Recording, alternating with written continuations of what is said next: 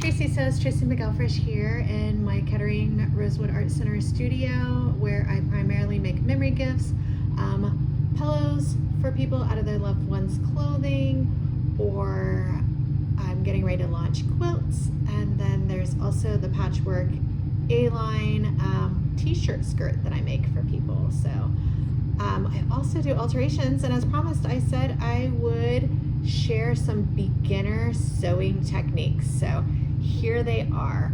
I have a little jumper someone has asked me to take apart and put back together. It's just a little too big under the arms. It's a Spanx brand, and it was just like right here it's too big. And of course we can't just go in and sew right here. It is a nice outfit. It's made well. It's made by Spanx, and it has facings. So I have to take these facings apart, and these facings also have double heavy stitch top stitching right here. So can you see that? And they're also like extra stitched down right there. So the hard part about taking this in is going to be taking all these stitches out.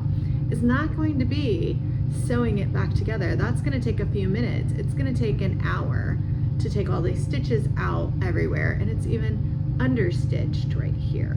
That's an extra set of stitches to keep the inside on the inside. So I've already taken apart one side, and I took all of the stitches out. And what I'm going to show you today, and then I've got it pinned up, and I've marked with a heat soluble pin a little dot where to start on at each one, so that they totally match up when they go back together again. So when you're making markings, you can use friction marker, heat soluble marker, chalk, or a tailor's pen that is a fabric. It says fabric marker, but it's a pencil. So these are the three things that I use most. Sometimes I'll use a highlighter. It really just depends on the fabric, which one I choose. But this is what I primarily use for all hemlines, and this is Taylor's chalk. As far as how to get the seam, all beginners start with these seam rippers, but here's the deal. These get really dull fast and they go in the landfills. So to minimize waste, and because it's a lot easier, a lot of us will use a razor blade, and I've seen controversy online about that. And then, and this is made for sewing, Ofla's retractable razor blade. And so these make just a little bit easier, and then you got less waste. You just have the razor blade as the waste.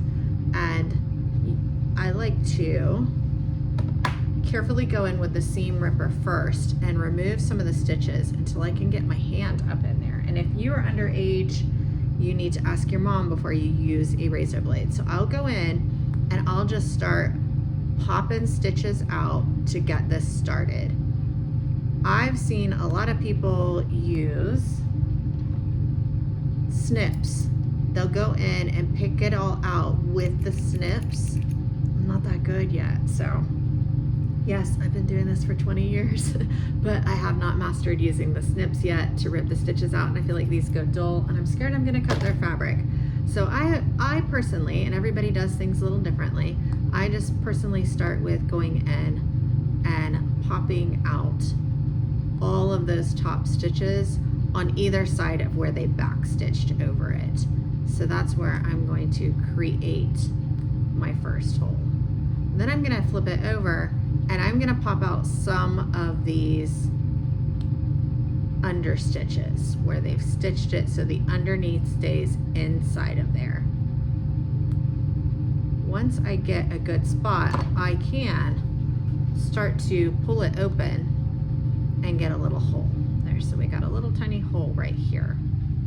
Once I get a little tiny hole, and I'm gonna get a little tiny hole on the other side, I can choose whether I want to use a razor blade to pull it apart then, or continue to pick the little stitches. You just want to be very careful you don't rip anybody's stuff. And that happened to me when I was a beginner, and I had to go out and buy the same pants for the client. And this was before you could order stuff online so easily. So just be very careful mistakes aren't made in places that you're not going to be cutting off anyways. So I just take this and I just stick it in between on all those stitches, and I just feel little pops.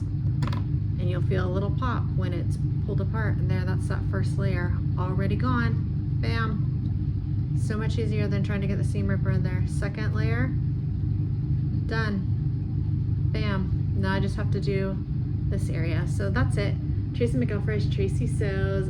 This didn't quite make it in and around a minute, but that's okay. So I hope that you have a great day. Thanks for watching. Bye.